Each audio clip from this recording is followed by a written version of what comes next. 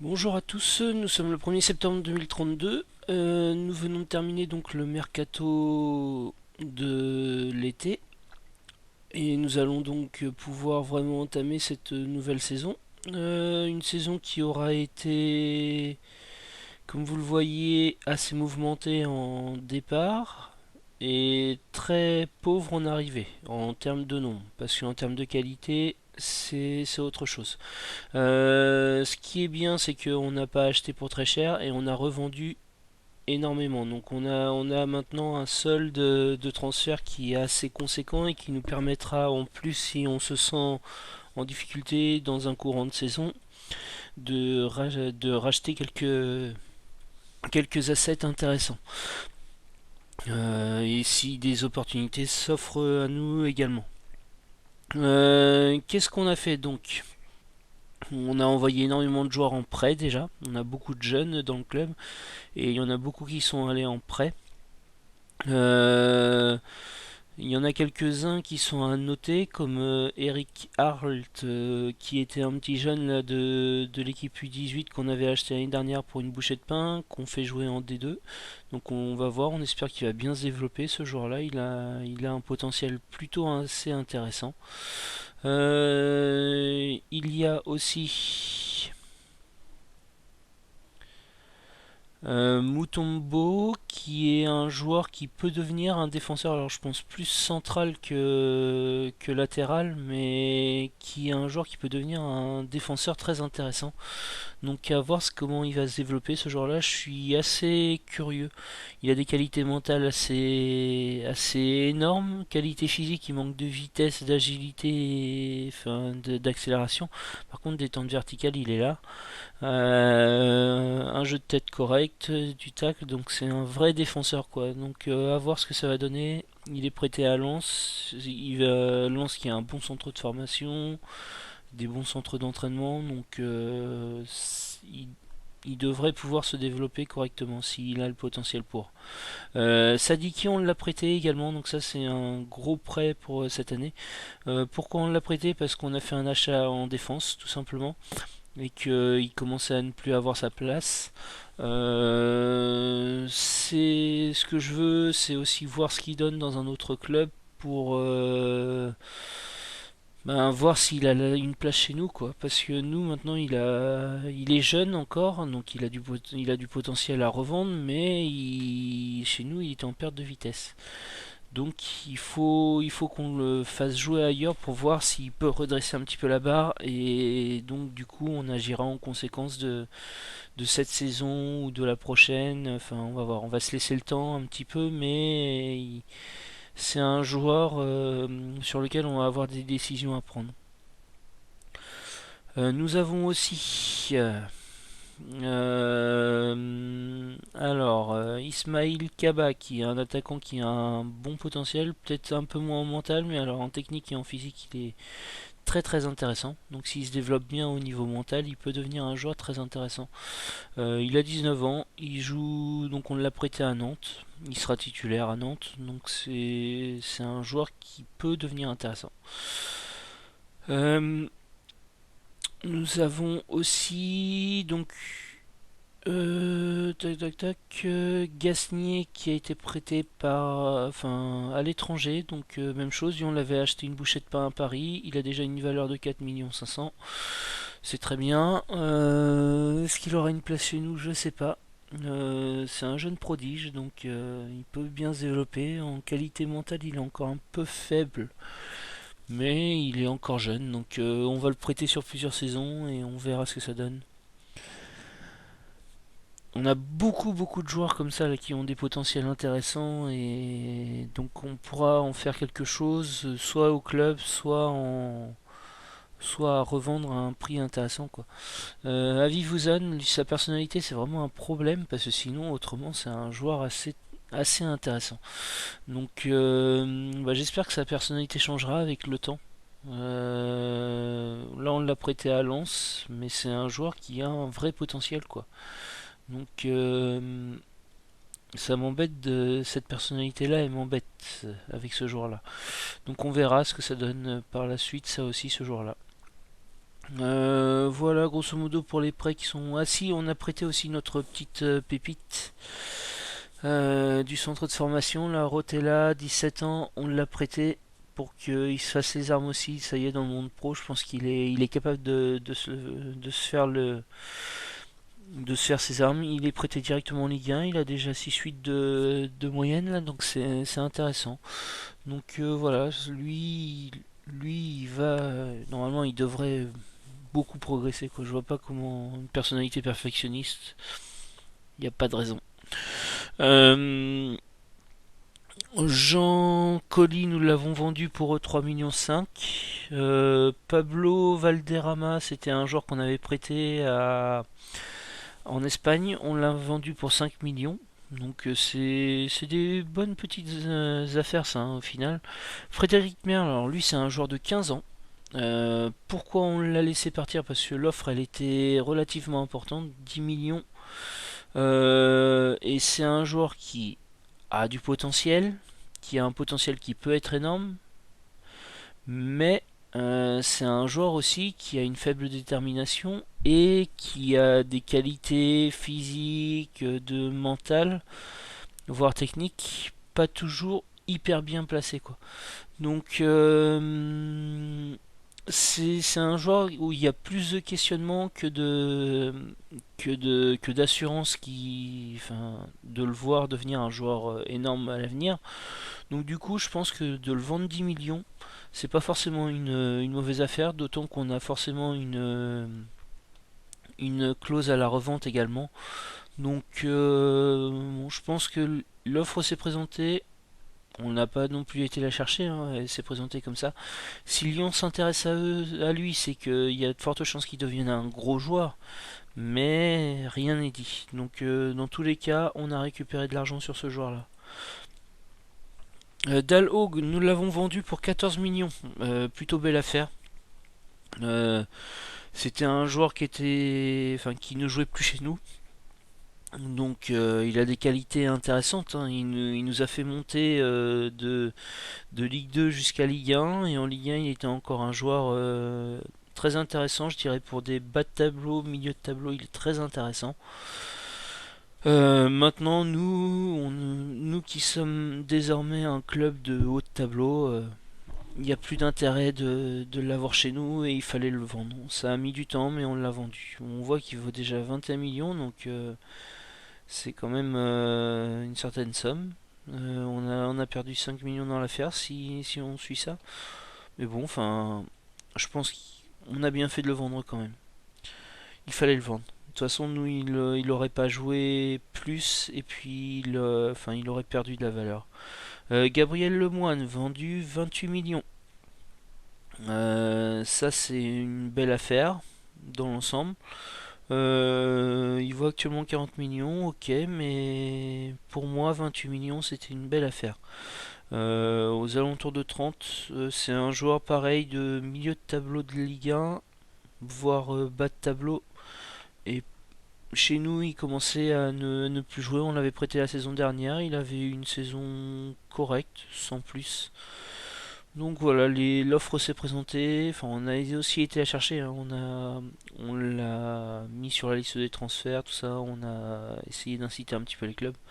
On n'a pas réussi à avoir de clause à la revente. Ça, c'est la chose qui est embêtante parce que ben, on aurait aimé le revendre avec une assurance que qu'on puisse avoir un retour encore s'il est revendu, mais bon, c'est pas passé là, et c'est la même chose pour Nicolas Martins, donc qui a 22 ans, qui est encore jeune, qui a un beau potentiel ce joueur-là, mais chez nous il n'entrait plus dans les son profil n'entrait plus dans ce que enfin nous on recherchait.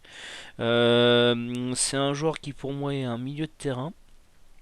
Euh, c'est pas un ailier, c'est pas un buteur, enfin, pas vraiment quoi. Peut-être en 6 au poste de Regista, il aurait peut-être pu faire des choses, mais on avait déjà, et encore c'est pas aussi bon que Ibanez, c'est correct, mais c'est pas aussi bon que Ibanez. La décision là notamment, le sang-froid, l'équilibre sont pas des qualités fortes pour le poste. Et il aurait été que remplaçant, il a besoin de jouer ce joueur-là.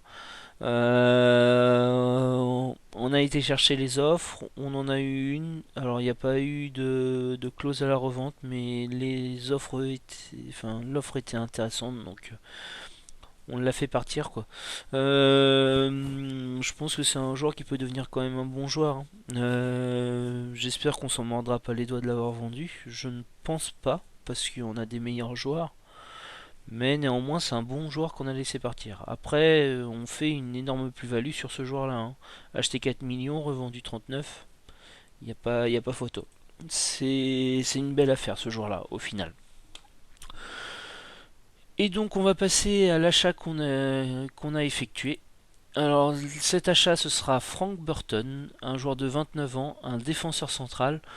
Un défenseur central avec des qualités physiques assez énormes, des qualités de mental et des qualités dans la défense centrale assez importantes. C'est un encore un des meilleurs défenseurs mondiaux. C'est pas le meilleur, mais c'est un des meilleurs, peut-être top 10 quoi. Il doit être dans les top 10, je pense. On l'a pris parce que il y avait l'offre enfin, il était sur la liste des transferts. L'offre demandée était pas non plus énorme, et on voit que là déjà sa valeur elle a pratiquement doublé. C'est le type de joueur dont on avait besoin là dans le profil, un joueur un peu bûcheron là, euh, qui n'a pas forcément de qualité de technique, mais qui a les qualités pour être le gros défenseur. En combinaison avec Upamecano, ça sera très bien. Et puis ben c'est aussi un joueur sur lequel on compte pour développer nos deux autres petits jeunes là qui sont Jurjev et Yann Dubois. Yann Dubois là qu'on espère pouvoir vraiment faire développer. Alors il va être temps. Donc on va les faire jouer, hein. Yann Dubois et Urgef, ils joueront de toute façon cette saison, il n'y a pas de souci. Mais sur la Ligue des Champions notamment, on aura un effectif qui sera maintenant assez solide. Ce qui donne donc en 11 de départ. Pour le moment, hein, rien n'est fixé, mais c'est plus ou moins ce qui va se passer. Et ce sera notre effectif de Ligue des Champions. Donc nous aurons toujours Royo qui a eu une offre à 50 millions, l'a refusé. On verra par la suite. Carlos Eduardo, donc toujours notre arrière latéral attaquant très porté vers l'attaque, quoi, le nouveau Roberto Carlos, clairement. Burton et Upamecano. Petrov sur l'arrière gauche. Alors lui, on a eu une offre aussi à 50 millions. On a refusé parce qu'il n'y avait pas forcément de remplaçant sur le marché autrement. Mais néanmoins, c'est pas non plus le joueur le meilleur à ce poste-là. Mais rien ne s'est présenté qui puisse être intéressant, donc on le conserve pour le moment. Ibanez, toujours intouchable, notre régista. Seric au milieu axial défensif, donc toujours là avec comme rôle de combler le trou qui sera laissé par Carlos Eduardo. Kouyaté, donc toujours notre Mezzala. Marcelin, toujours notre attaquant intérieur attaque. Geertz, notre attaquant intérieur soutien. Et Acevedo, notre faux neuf. Sur le banc, donc Jurjev, François André, Sullivan Chauvin en arrière gauche, Gus Abel qui pourra aller sur ces deux postes-là. Elias Massar qui sera le remplaçant de Geertz. Karim Amrani, le remplaçant de Carlos Eduardo. On a des latérales droits là qui sont vraiment très jeunes, mais vraiment avec un gros potentiel. Ranieri, la doublure de Royo, qu'il va falloir faire jouer cette saison, il faut pas qu'on l'oublie. Willem Goebbels, qui sera le remplaçant de Marcelin, principalement, peut-être d'Azevedo aussi, mais surtout de Marcelin. Jonathan Toro qui sera vraiment là en cas de cassure de Ibanez. Le but c'est de ne pas le faire jouer justement, Jonathan Toro. Yann Dubois donc en remplacement de Upamecano et de Burton. Rodriguez, lui c'est un joueur qu'on n'a pas réussi à faire partir. Lui, s'il arrive en fin de contrat, on le laissera partir. Sinon, on essaiera de le revendre. Kylian Lagrange, on a essayé de le prêter, mais on n'a pas réussi à le prêter. Voilà, donc ça c'est l'effectif. La tactique, elle a légèrement changé. Donc là, on a vraiment cherché une identité, une tactique qu'on va pouvoir avoir sur plusieurs saisons et vraiment construire dessus. On a cherché une tactique donc qui puisse être polyvalente aussi bien face aux petites équipes qu'aux grosses équipes. Donc l'idée ça va pas forcément être de la changer énormément cette tactique et de jouer un petit peu plus sur nos qualités que nos faiblesses. Ce qui fait que du coup on joue un jeu large. On est toujours sur un rythme assez élevé et on joue en passe beaucoup plus courte. Donc ça veut dire qu'on va vraiment se passer le ballon, mais on va essayer de le faire monter vraiment vers l'avant. On a enlevé le jouer dans la surface. Le but ça va être d'avoir un maximum de tirs là maintenant. On a des tireurs de loin donc il n'y a pas de raison. On peut être plus polyvalent là-dessus. On a aussi des bons centreurs donc je pense pas que ce soit une mauvaise chose de l'avoir enlevé. On reste expressif. Dans la transition, on a juste enlevé le regroupez-vous, donc on va laisser les joueurs choisir et on va toujours contrer et essayer de relancer vite. Et en défense, on n'a rien changé. Le pressing est toujours intense. On empêche les relances courtes du gardien de but et on joue le hors-jeu. Le but là, c'est vraiment d'avoir une identité de jeu qui sera de créer vraiment cette identité du club là pour le coup et de vraiment pouvoir s'asseoir dessus. Pour l'instant, les résultats sont pas tip top, même c'est même très faible. On a gagné le trophée des champions 2-0. Par contre, on fait match nul contre Paris 4-4. On fait match nul contre Lorient. On perd contre Marseille 2-3. Et enfin, on gagne 2-0. Donc en 4 matchs, là, les résultats sont pas énormes. Donc il va falloir vraiment améliorer ça.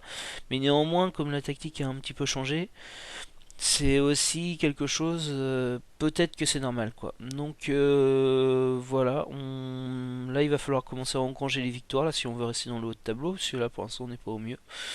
Au niveau de la Ligue des Champions, donc le tirage a été fait, on se retrouve contre... Alors où est-ce qu'on voit ça déjà?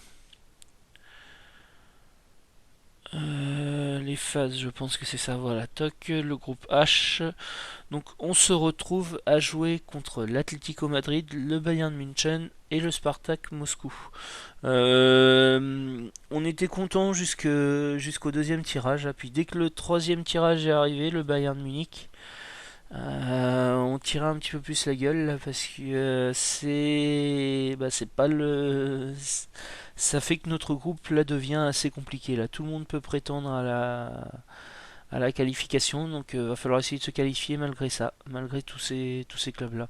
L'Atlético Madrid, je pense que c'est dans nos cordes.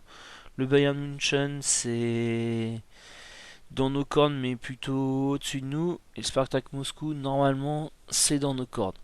Mais voilà, donc on n'est pas au mieux là. Va falloir vraiment sortir les matchs pour sortir la qualification.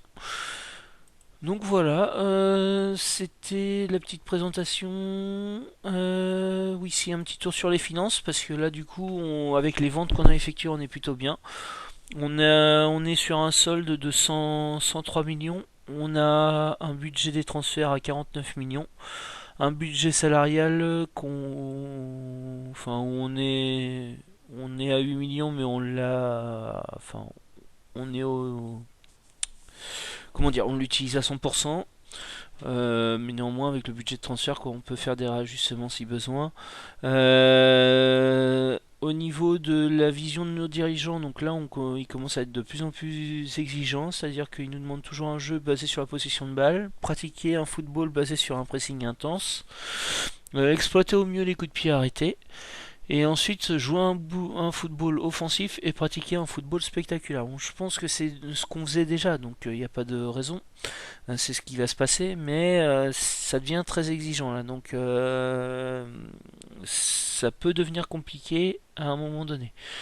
On doit rester dans les limites du budget, donc ça va. 2 ans minimum, ça, ok, mais ça je comprends pas. En fait, on n'a pas d'évaluation de ça au final. Parce qu'à chaque fois on les signe pour des durées minimum de ça, voire plus, et à chaque fois on n'a pas d'évaluation. Mais bon, enfin c'est un peu bizarre. Euh, on doit donc à la fin de la saison en Ligue des Champions atteindre le premier tour de l'élimination directe. Donc là on a une grosse pression pour le coup. On doit se qualifier pour la Ligue des Champions. Donc même chose, pression parce qu'on a mal débuté. Coupe de France atteindre la finale. Alors là, ouais, ok, c'est compliqué. Et le trophée des champions, ça, c'est sans importance, mais on l'a eu. Donc ça, c'est très bien. Faire partie des candidats au titre en Ligue 1 maintenant à partir de la saison prochaine. Donc on voit que là c'est une saison qui est un peu compliquée à négocier. On va faire vraiment au mieux. Le but c'est de se maintenir au haut niveau là pour le coup là maintenant. C'est clair, hein, l'achat qu'on a fait, un joueur de 29 ans défenseur, le but c'est maintenant de se maintenir au haut niveau et de faire d'amener progressivement nos jeunes du club de formation vers ce haut niveau. C'est déjà plus ou moins le cas. Après, c'est beaucoup des achats qu'on fait, qu'on trouve, des petites pépites qu'on trouve à droite et à gauche. Mais voilà, le centre de formation, on l'a encore fait évoluer là pour la saison à venir. Voilà, là on voit, donc on est encore en train d'améliorer les structures de formation. À voir si on pourra pas essayer d'avoir un centre d'entraînement ultra moderne, du coup, on va essayer, c'est peut-être quelque chose qu'on va pouvoir aller chercher. Mais ça, on va pas le demander tout de suite, je pense. Et puis, bah, une fois qu'on aura les structures de formation, bah, probablement qu'on demandera à avoir l'ultra moderne aussi à ce niveau-là. Et là, on sera dans des infrastructures au top partout. Mis à part dans les... Qu'est-ce qui va nous manquer ensuite? Il va nous manquer quelques petites choses quoi quand même. Les infrastructures d'analyse de données qui sont toujours très rudimentaires, mais bon, c'est... Je sais pas si ça a un réel impact ça en fait. Donc on le fera vraiment au dernier moment. Mais voilà, donc ça suit son cours. Néanmoins, la saison là est plutôt à pression, je pense. Mais on a de quoi redresser la barre, donc pas d'inquiétude. On va jouer les matchs comme ils viennent et puis voilà. Voilà, donc c'était la petite présentation pour cette nouvelle saison. J'espère que ça vous aura plu et puis bah on se retrouve pour soit des matchs qui seront importants, soit à la fin de saison, le petit bilan. Eh bien, je vous souhaite un bon match à tous et à bientôt.